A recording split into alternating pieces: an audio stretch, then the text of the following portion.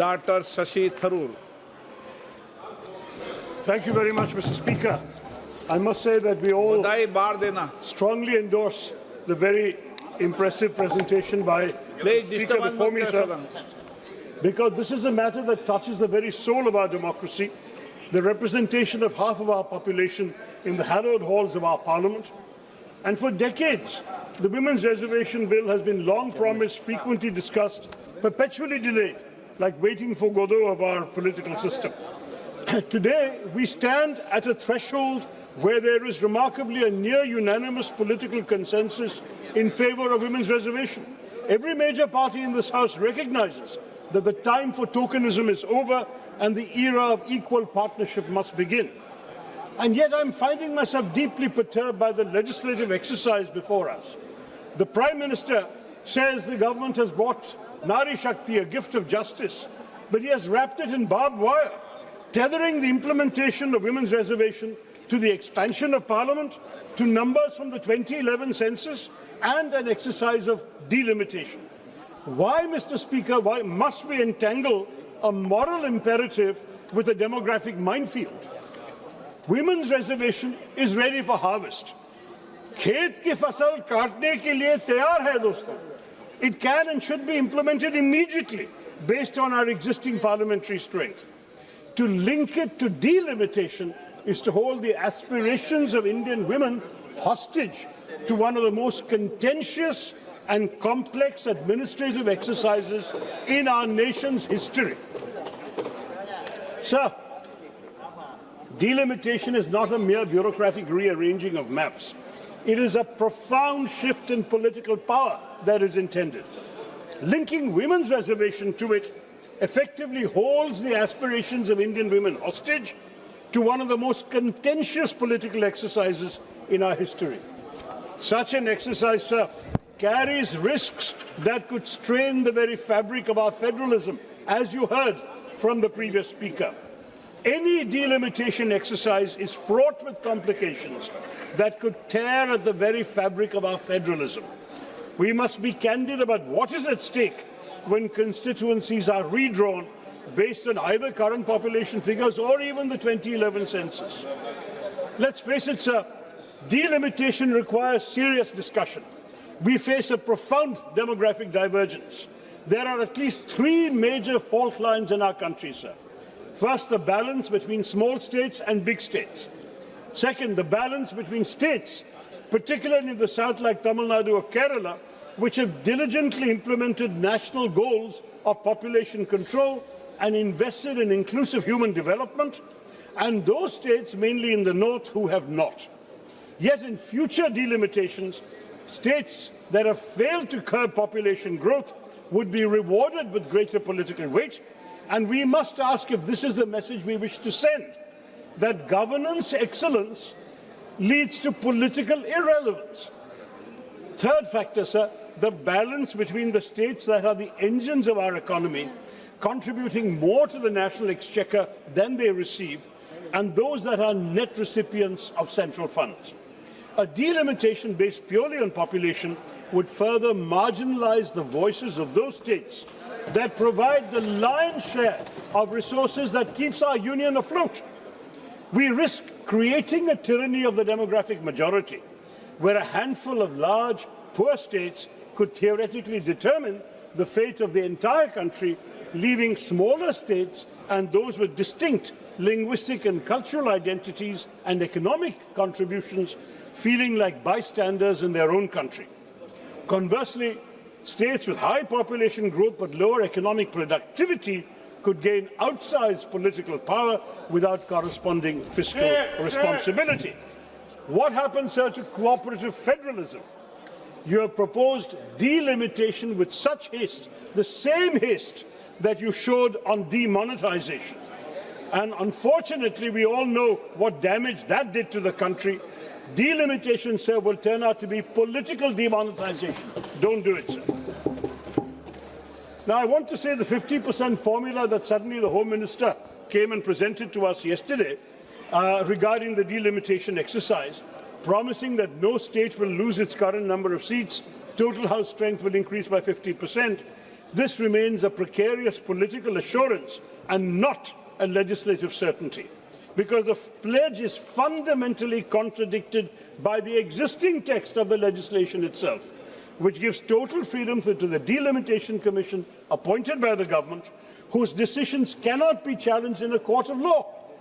Since this formula, what Shri Amit Shah said, is not codified as an immutable constitutional or legislative safeguard, it could be easily discarded or altered by a simple parliamentary majority, offering no guarantee that it will survive beyond the very short term.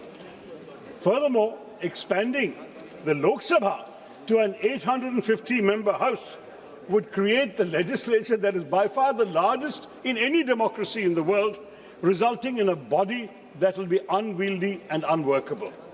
This is especially true, sir, in an era where the government has been systematically reducing the duration of parliament sittings. Whereas the first and second Lok Sabhas met for an average of 125 days a year, the 16th and 17th Lok Sabhas saw that figure plummet to just below 60 days, sir. In such a constrained schedule, what will your job be, sir? An 850-member chamber would require at least a doubling of the time currently allotted to question hour, 0 hour, for a majority of MPs. मेरे कार्यकाल में होगा तो सबको मौका दे दूंगा। Sir, for a majority.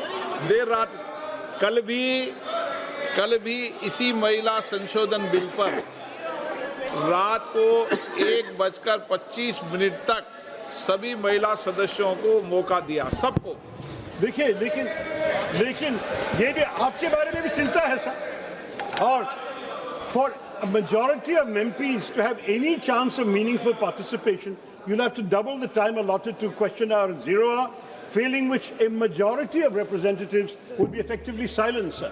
How will you manage to give 850 MPs a chance to speak?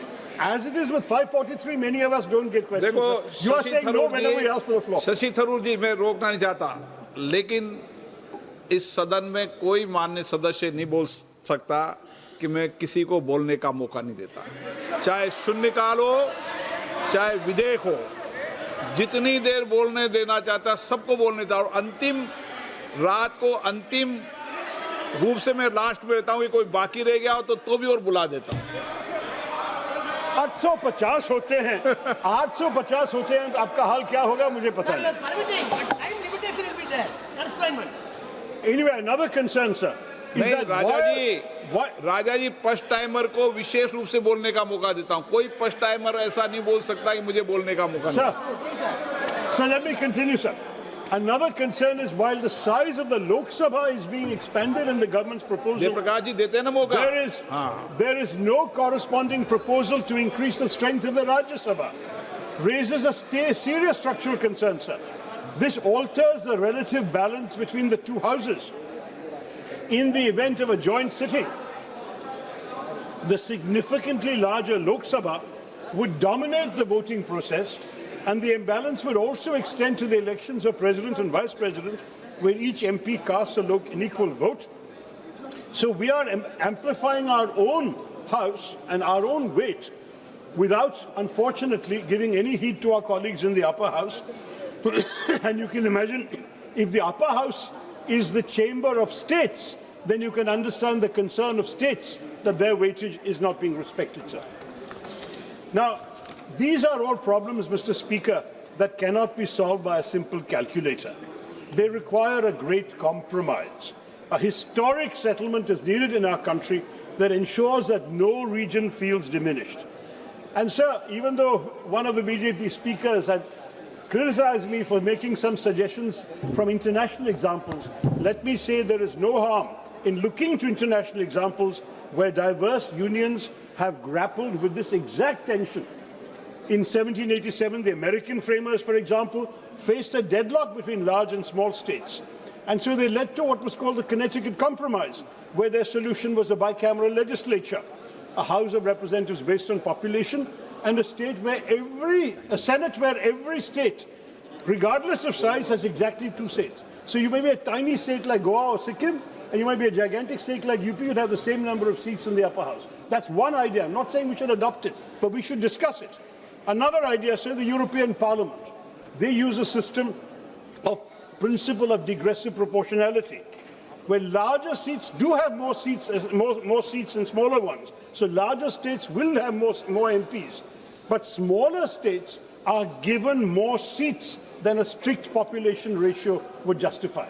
So it is true that in Europe, in the European Parliament, a Maltese MP will represent only 80,000 people. A German MP will represent 8 lakh people. But it doesn't matter, they stay united. So we need to consider these options. We are a union of states, sir.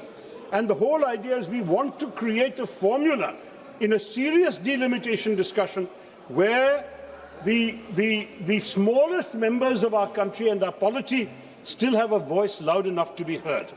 These models teach us that in a complex union, the principle of one person, one vote, one value, which has been cited by the ruling party, must be balanced with the principle of one state, one equal partner, one value in a country like ours. As India approaches a new delimitation exercise, sir, the constitutional question is whether the spirit of cooperative federalism can be preserved through a model that respects demographic reality while preventing structural domination by a few large Hindi-speaking states. Digressive proportionality would not violate constitutional democracy. It would operationalize the Constitution's deeper commitment to the Indian principle of balancing unity with diversity.